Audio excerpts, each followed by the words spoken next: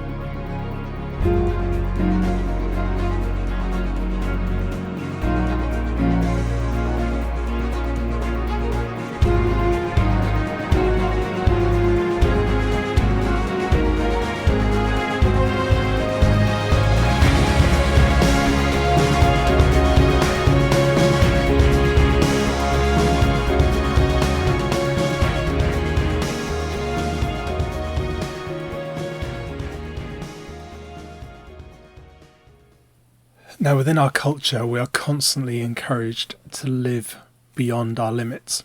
So what I want to do today is I want to look, first of all, at 7 symptoms of living beyond our limits. And then I want to look at the life of Moses and then the life of Jesus, not the whole thing. We're going to look at a couple of incidences. And then I want to look at 7 ways to discern our own limitations.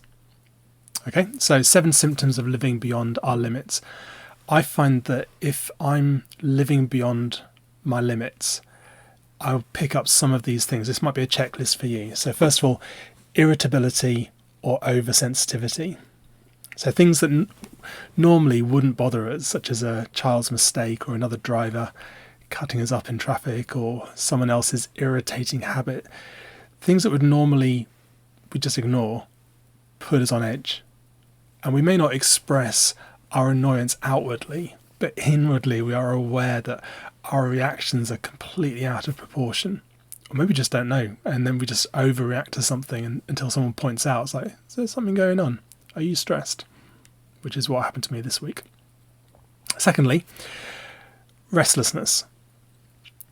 It may be that during waking hours we might be aware of a vague sense that something is not quite right, or even stronger feeling that we just want to run away and just get away from it all. When it's time to rest, we might find ourselves unable to sit still, or we just simply fall asleep. And because we're so overstimulated, there's so much going on, our sleep may be broken, may be disrupted by too much mental activity or disturbing dreams. Thirdly is compulsive overworking, which is an inability to regulate our work habits, or an overindulgence in work to the exclusion of other things in life. And this is compulsive behaviour. It can manifest itself in this frenetic quality to our work. We find that we're not unable to stop or slow down, even when that would be appropriate. Like, if we're going out for a night or we're on holiday or there's something else going on, we just can't get away from work. It may be that we don't have any boundaries on work and we start checking emails late into the evening, or we're unable to unplug completely when we're away. And what happens is it interrupts our time with our families and with those that we care about. And then fourth is emotional numbness. Now, when we're pushing our limit, we may notice that we can't feel anything, whether it's good or bad. And this is because it takes energy to experience and process a full range of human emotions. And so when we're at capacity and we're living beyond our limits, we literally do not have the energy to engage the full range of human emotions. And in addition, we might be afraid that if we did stop and experience our emotions, we'd just be overwhelmed, and we just don't have time for that. So fifthly is escapist behaviours. When we do have a break in the action, we might notice that increasingly we are succumbing to escapist behaviour, such as compulsive eating or drinking or other substance abuse or overspending or too much TV or just binge watching box sets, or it might be pornography, or it might be surfing the internet. And we don't have the energy to choose activities that are truly life-giving. For example, exercise, or going for a walk or a bike ride, or connecting meaningfully with friends and family. It might be enjoying a hobby or an interest. It might be things like cooking or painting or drawing or writing poetry or playing sports. It could just be something simple as reading a good book. And what happens is it becomes like a vicious cycle, because escapist behaviours actually drain energy from us, energy that we could use to make life-giving choices, and then we just get more and more lethargic. And then sixthly, we're unable to do just the basic things in life. We don't have time to take care of basic human needs, such as exercise or eating right or sleeping enough or going to the doctor or dealing with that DIY issue at home, such as the dishwasher that isn't draining properly, which is my experience this last week. Or even such things, simple things as getting the car washed or getting the MOT sorted, which was my experience this week. Or staying organised, it just seems to be impossible to accomplish. and it indicates that we're pushing the limits of being human. We may also notice that our most important relationships, like family and friends, are just regularly missing out. And then lastly is hoarding energy. When you and I are running on empty, we can have the inner experience of always feeling threatened, as though exposing ourselves to additional people or situations would drain the last of our energy, or the energy that we're trying to conserve what we think is important. Some of us might find this with things like Zoom. We might actually become overly self-protective and even reclusive in our attempts to hoard the few resources we do have. And something like Zoom could be such a drain on our energy that we just can't do anything with it. We just don't want to have anything to do with it. Now, those 7 symptoms, I've taken those from Ruth Haley Barton's book, Strengthening the Soul of Your Leadership. Now, there's a load more, but I just thought there were some really good ones, and I've experienced most of those fairly recently. But I want to share a story about Moses and how he wrestles with the gift of limits. Now, at the start today, we mentioned Moses as a baby in the basket, and it might help you to think of limitations in life as a little like that basket. I don't want to stretch the metaphor too far, but it's like we're not just dropped into the water to fend for ourselves. We've been placed with God-given limitations surrounding us to be buoyant and protected, to travel and find ourselves where God wants us to be, for our sake and also for his mission.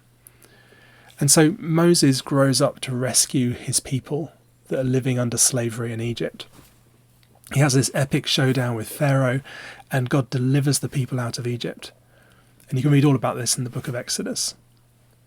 The people now have a mission, and Moses, commissioned by God, is leading them home. As a leader, he stands between the people and God. And at times he argues with the people who are grumbling, they're losing vision, they just want to go back, and they're ready to turn on him and sabotage the mission. And then at other times he's arguing with God in desperation to allow the people to stay in God's presence. Now, it seems early on that Moses is all too aware of his limitations as a leader, especially at the beginning when he hears that call.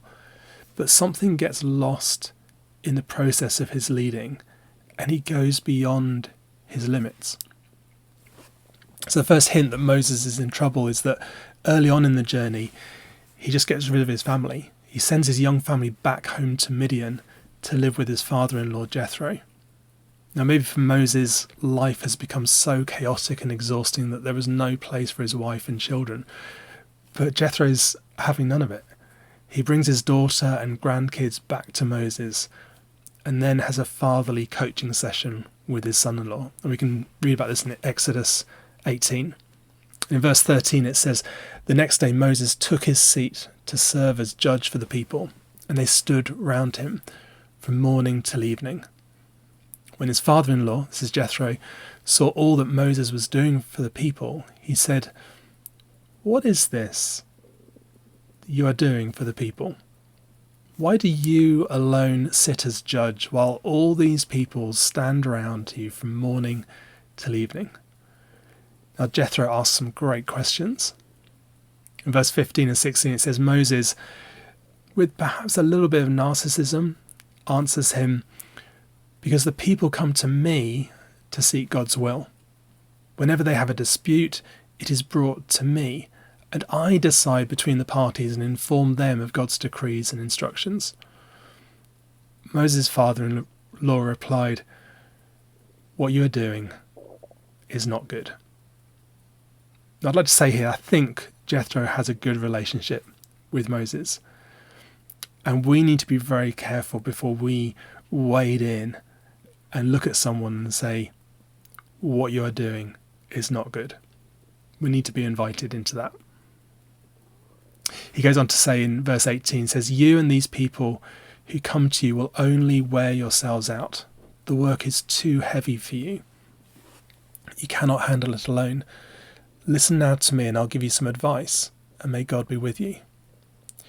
So Jethro sets out this plan that Moses is to be the people's representative before God, and they're still to bring their disputes to him, but He's to train these other leaders. He's to teach them, to show them the way they're to live and how they are to behave, and then to select capable people who fear God, people who are trustworthy, and appoint them as officials over thousands and hundreds and fifties and tens. In verse 22, Jethro says, "Let them serve as judges for the people at all times, but let them bring every difficult case to you. The simple cases, which are really he's spending all the time on, they can decide themselves. They will make your load lighter because they will share it with you. If you do this and God so commands, you will be able to stand the strain, and all these people will go home satisfied." Moses listened to his father-in-law and did everything he said. So, do you have someone who you can confide in? Do you have someone who will challenge you? Will you have the grace to receive that challenge? Bottom line is, do you have a Jethro? See, Jethro recognized God's blessing on Moses' leadership, but he also recognized that Moses was in trouble. Jethro sees things from a different perspective. We only often see what is right in front of us, and we need to see things from a different perspective. And so sometimes it's really helpful to have somebody else's look on life. We all need a Jethro in our lives, people who will say, "What you're doing is not good. Now let me help you." Jethro empowers Moses to make some good decisions and to live within his limits. And it's one of the things that I've been wrestling with, especially over the last sort of 6 months, of how we've adjusted to doing church, and that pressure that there is to get back to physical gatherings as soon as possible. The pressure to put something online each week. The pressure to stay connected. The pressure to keep church going and going and going. And for that all to be weighed down on me. And I've been stressed about it. And I've had people say, "What you are doing is not good. Now how can we help you?" And I'm still working through that, but we're getting there. You see, I need to know that I have limits. To be human is to live within limits. When we refuse to live within limits, we are refusing to live with a basic reality of human experience. There is a finiteness to what I can do in this body. There is a finiteness to how many relationships I can engage in meaningfully at any one time, and that really annoys me. There is a finiteness to time, how many hours there are in a day, and we're aware of that, especially today when the clocks go back. There's a finiteness to how many days there are in a week, and how much can be done in these blocks of time. For many of us, we're working way beyond what we should be. There is a finiteness to my energy. There are times when I am tired, when I'm sick, or when I am injured.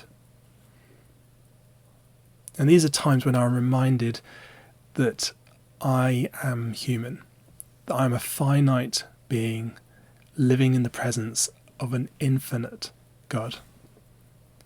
See, God is the infinite one. God is the one who can be all things to all people. God is the one who can be in all places at once. God is the one who never sleeps. And I am not. Ruth Haley Barton says, "Our unwillingness to live within limits, both personally and in community, is one of the deepest sources of depletion and eventual burnout." I'm going to say that again. Our unwillingness to live within limits, both personally and in community, is one of the deepest sources of depletion and eventual burnout. So all through this series, we've been looking at our state of mind, and we've been learning how Jesus dealt with his own emotional health. You see, Jesus embraced the gift of limits. There were times when he disappointed people. There were times when he didn't heal everyone. Such a time as in Mark chapter 1, verses 32 to 39. It says that at evening after sunset, the whole town gathered at the door, and Jesus healed many who had various diseases. In verse 35 it says, very early in the morning, while it was still dark, Jesus got up, left the house, and went off to a solitary place where he prayed. Simon and his companions went to look for him. And when they found him, they exclaimed, everyone's looking for you. Jesus replied, let's go somewhere else, to the nearby villages, so I can preach there also. That is why I have come. So he travelled throughout Galilee, preaching in their synagogues and driving out demons. See, Jesus embraced the gift of limits. He must have left people there disappointed and moved on because he knew that he had a mission to fulfill. In John 17 verse 4, when he's praying to God his Father, he says, I have brought you glory on earth by finishing the work you gave me to do. You see, Jesus withdrew from the crowds. He sought time with his friends. He never hurried. He would never be manipulated into doing anything that kept him from his calling. Jesus lived in a rhythm of life that not only kept him free from burnout, but far beyond that, it kept him full of God, full of grace and truth. And therefore he was ready and able to be compassionate and generous in his responses to people, in response to their needs and their interruptions, and in response to crisis situations. He had this resource of grace and truth for those situations because he knew who he was, what he was about, and he embraced this gift of limits. You see, living within limits honours the deepest realities of the life that God has given us. So how do we discern our own limitations? I want to suggest 7 ways to discern your limitations, and there's probably a lot more than this, but these 7 are things like, well, look at your personality. Who are you? Who are you not? What do you like to do? What do you not like to do? Are you self-aware of how God has made you, how God has wired you? Secondly, look at your giftings. What skills or gifts has God given you? What has he not given you? And with this, it's really dangerous when we start to compare ourselves with others. We need to be mindful not to compare what we have with what others have and say, I wish I was like that. I can do that personally, but also on a communal level. I wish this church was like that. I wish we were doing all these other things there. We look at our giftings. What has God given us to do in our own time? And then thirdly, look at your season of life. As Susie mentioned last week, there is a time for everything. There's a time when we experience grief and loss. There are seasons of life, and there are responsibilities that we have that create limits. Family is a limitation. Parenting has seasons. When we were young parents, we had 3 children under 5, we were limited by what we could do. See, key moments in family life can also bring limitations. Caring for older parents also places limits on what you can do. And then fourthly, look at your life situation. All of us are aging. Some of us maybe a bit more than others. But there are things that you can do now that you couldn't do when you were little. And there are things that you can't do now that you used to do. We have different stages of life. We have different life situations.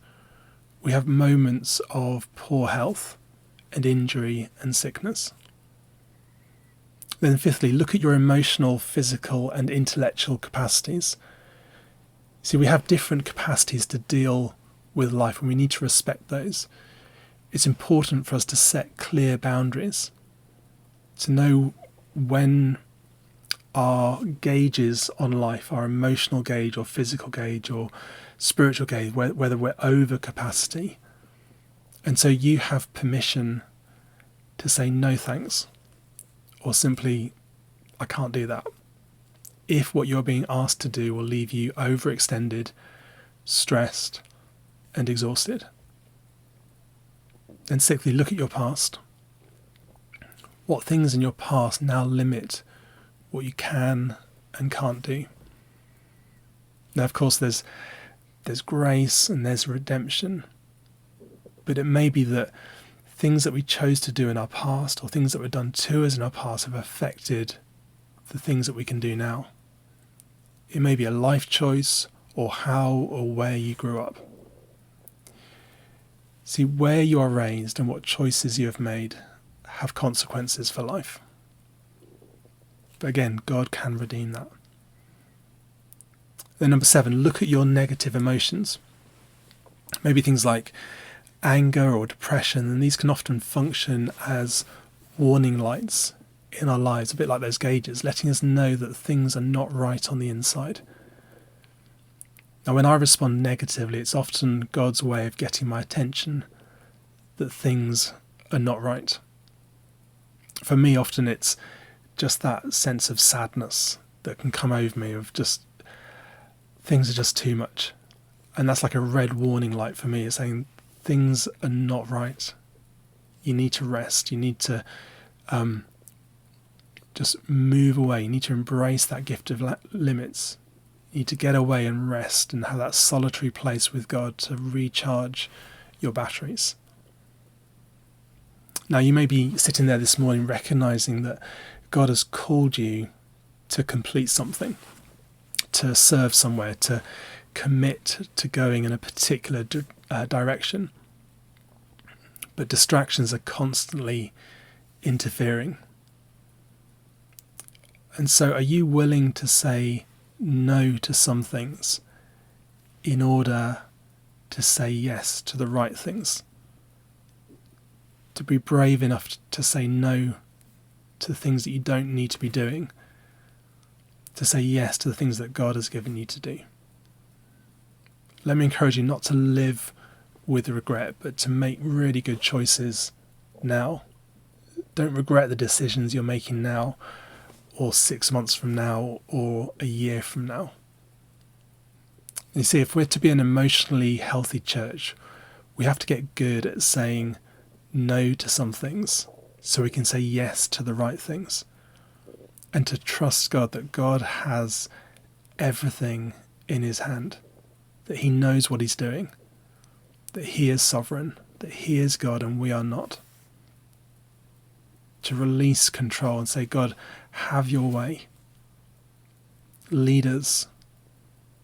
Let us know your presence. Lead us to where you're calling us to be. Now, if we're to be an emotionally healthy church, we also need to look at others with grace. We don't know all that's going on in their lives, what their state of mind is. Don't assume something about someone without talking with them, getting to know them. It's a bit like when we see somebody in a shop without a face mask, we instantly think, they're being naughty, they're being wrong, they're breaking the law. But it may be a reason why. And so sometimes we might see somebody and see someone's choices in life and go, what on earth are they doing? Why are they not doing the sort of things I would do? And the thing is, they're different. They're different to you. They're different to me. So rather than just dismissing them, come alongside them. How can we help one another be emotionally healthy? So to finish off, how are you doing in the following areas? How are you doing spiritually, relationally, physically, emotionally, and financially? If you had a gauge for each of these, what would it read? Would it be full or empty?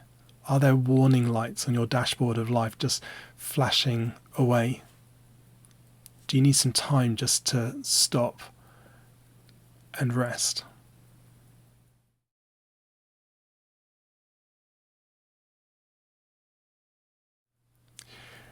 Now, the thing about living beyond our limits is it has an effect on our souls. What would it look like to live within and honour our God-given limits? See, by paying attention to the physical, mental and spiritual needs of the body, we learn when and how to rest. Psalm 62 verse 1 says, "My soul finds rest in God alone." Deuteronomy 33:12 says, "Let the beloved of the Lord rest secure in him, for he shields them all day long, and the one the Lord loves rests between his shoulders." In Psalm 116 verse 7 it says, "Be at rest once more, O my soul, for the Lord has been good to you." So can you see the limits of life as the goodness of God for you? And what would it look like for you to embrace the spiritual exercise of rest? When we rest, we can keep company with Jesus by curbing our addictions to busyness and rush and hurry. When we rest, we have the freedom from the compulsion to take our identity from just what we do. When we rest, we honour the way God created us by living a healthy and intentionally rested life. When we take regular retreats for silence and time alone with God, we can take time to delight in God, delight in our families, delight in our seasons, delight in meals or all God's gifts. So what would it look like for you to embrace the God-given gift of limits? And what would it look like for you to rest?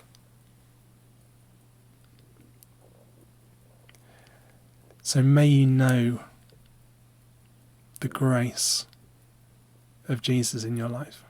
May you embrace the gift of limits.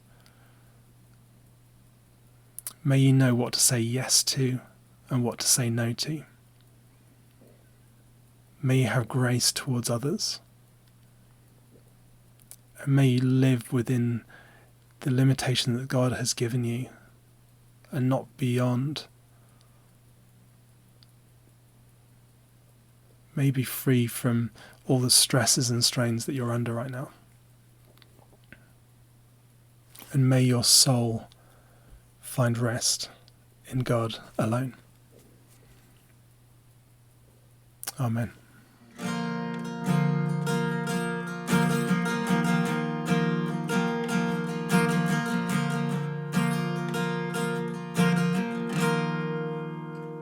I love you, Lord. Oh, your mercy never fails me. All my days I've been held in your hands. From the moment that I wake up until I lay my head, I will sing of the goodness of God. All my life you have been faithful. All my life you have been so, so good. With every breath that I am able, I will sing of the goodness of God.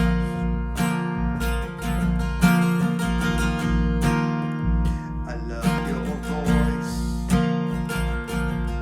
You have led me through the fire, the darkest nights. You are close like no other. I've known you as a father. I've known you as a friend. I have lived in the goodness of God. la